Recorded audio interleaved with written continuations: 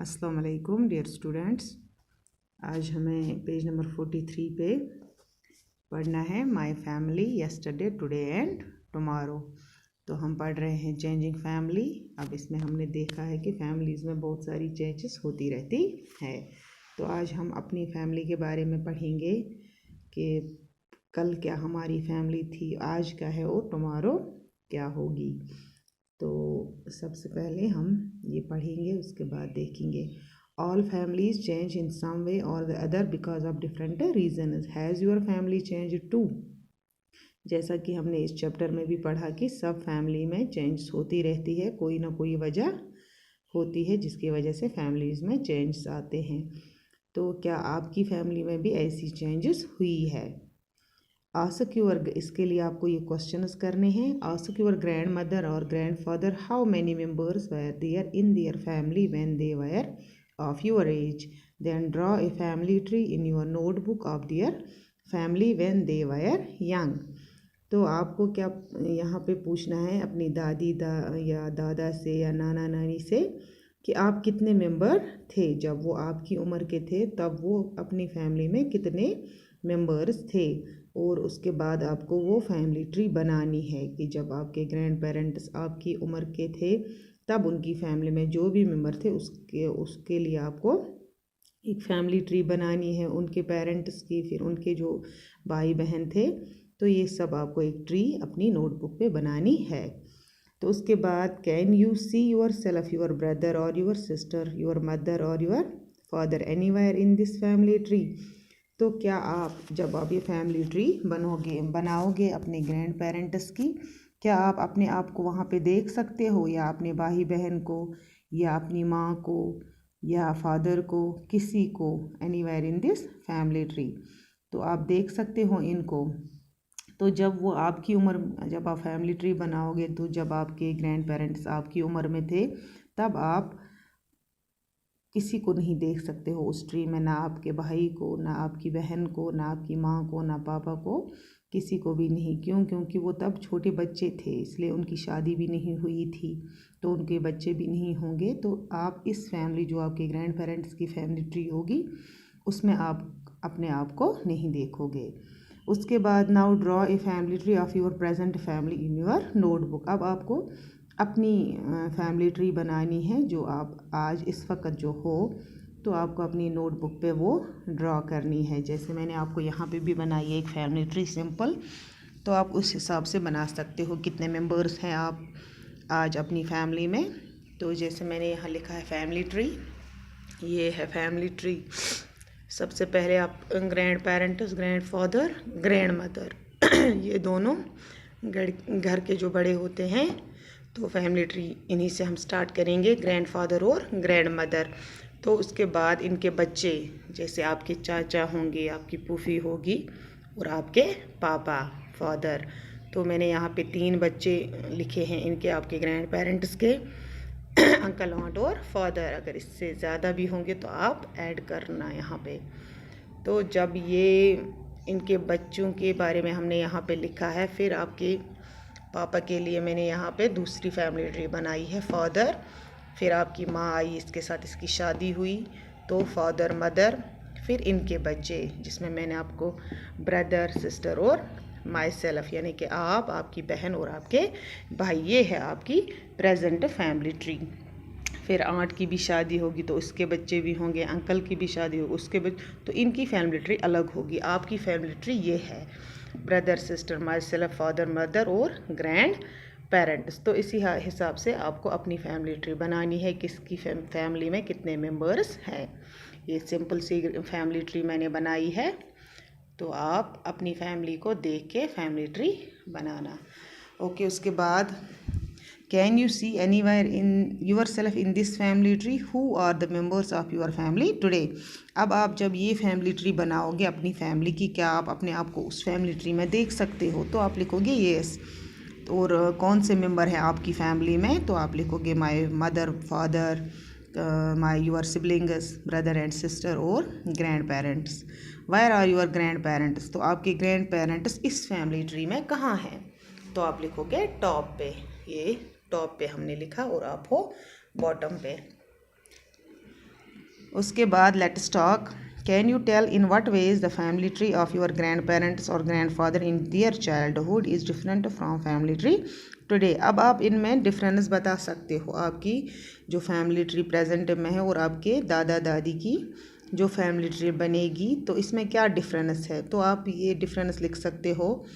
जो आपकी family tree है प्रेजेंट में, तो इसमें आपके ग्रैंड पेरेंट जो है वो टॉप पे है, और आपके जो जो इनकी फैमिली ट्री होगी उस टाइम, तब आपके ग्रैंड पेरेंट्स बॉटम में होंगे, जैसे आप बच्चे नीचे होंगे। तो ये डिफरेंस इनमें होगी, और फैमिली मेम्बर्स की डिफरेंस होगी, क्योंकि आपके ग्रैंड पेरेंट्स के टाइम में फैमिली मेम्बर्स बहुत ज़्यादा होते थे, आज उतने नहीं हैं। तो ये थी इनके दरमियान डिफरेंस। उसके बाद गोइंग बैक टू स्कूल, अब हम स्कूल की तरफ देखते हैं, जाते हैं कि यहाँ पे क्या लिखा है। Page number 44। Up to which class do you want to study, आप किस क्लास तक पढ़ना चाहते हो। तो आपको यहाँ लिखना है कितना पढ़ना चाहते हो, वो आप खुद कर सकते हो, ये एक्सरसाइज और आप ही के बारे में है। सबसे पहला क्वेश्चन है कि आप किस क्लास तक पढ़ना चाहते हो। दूसरा, up to which class have your parent studies, आप स्टडीड, आपके जो पेरेंट्स हैं, आपके जो वालिदैन हैं, उन्होंने किस क्लास तक पढ़ा है। Till which class did your grandmother get a chance to study, और आपकी जो ग्रैंड मदर है उसको कहाँ तक चांस मिला पढ़ने का, उसने पढ़ा है कि नहीं पढ़ा है, तो ये भी आप लिखना। At what age did your grandmother get married, आपकी जो दादी है या नानी, उसकी शादी किस उम्र में हुई है, जब उसकी शादी हुई थी तो उसकी एज क्या थी, उसकी उम्र क्या थी, ये भी आपको उससे पूछ के लिखना है। Have you heard of a law that talks about the age before which girls and boys must not get married, क्या आपने उस कानून के बारे में पढ़ा है या सुना है जहाँ पे हमें गर्ल्स और बॉयज़ की एज बिफोर, हमें बॉयज़ और गर्ल जो लड़के और लड़कियाँ होती हैं उनकी शादी किस उम्र में करनी चाहिए। इसके बारे में अगर आपने नहीं सुना है तो यहाँ पे लिखा है, there are many girls who get married before they are 18 years old. Many of them have to even leave school. There are many true stories of girls like Sushila of Rangareddy district who are going back to school. She also got the help of the panchayat. The panchayat said that young children should play, study and not be married off. A group of people of Andhra Pradesh hold special camps to help married girls to back to school. तो इसमें लिखा है कि बहुत सारी जो लड़कियां होती हैं इनकी शादी जो हुई है जब वो 18 साल की भी पूरी नहीं हुई थी, उनकी उम्र 18 साल से कम थी, तब उनकी शादी की गई है। और बहुत सारे लड़कियां इनमें से हैं जिनको फिर स्कूल छोड़ना पड़ा, क्योंकि इनकी शादी होने वाली थी तो इनको स्कूल छोड़ना पड़ा। फिर बहुत सारे इसमें लिखा है कि there are many true stories, बहुत सारी सच्ची कहानियाँ हैं। जैसे एक गर्ल है यहाँ पे जिसका नाम लिखा है सुशीला, ये रंगारेड्डी डिस्ट्रिक्ट की है, तो वो अब जा रही है स्कूल। उसकी पहले शादी हुई थी, तो शादी के बाद अब उसने स्कूल जाना स्टार्ट किया है।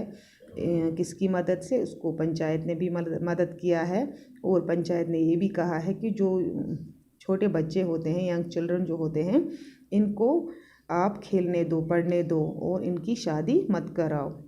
और वो एक group of people of Andhra Pradesh hold special camps to help married girls to go back to school. Andhra Pradesh में एक लोगों का एक ग्रुप इकट्ठे हुआ है जिन्होंने स्टार्ट किया है एक कैंपस, जिसमें उन्होंने मदद की है उन तमाम लड़कियों की जिनकी शादी हुई है, और उसके बाद उन्होंने अब स्कूल जाना स्टार्ट किया है इनकी वजह से।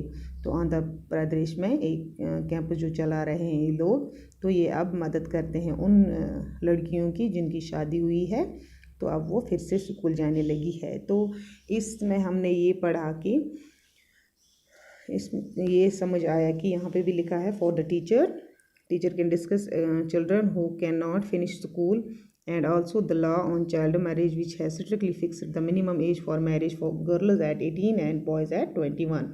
तो ये कानून क्या है, ये जो लड़कियां होती हैं उनकी शादी जो 18 साल से पहले नहीं करनी चाहिए।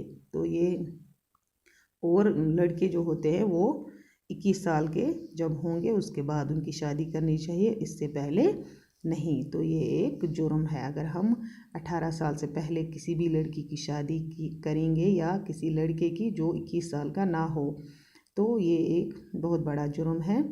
तो इसके लिए वो पेरेंट जो इनकी शादी कराएंगे या कोई भी, तो उनको जेल भी हो सकती है। इसलिए आप भी याद रखना कि बिलो 18 ईयर्स कोई भी लड़की शादी के लायक नहीं होती, शादी के काबिल नहीं होती। या 21 ईयर्स जो लड़के की एज होनी चाहिए वो कितनी होनी चाहिए, 21, और लड़की की 18, तब इनकी शादी की जा सकती है।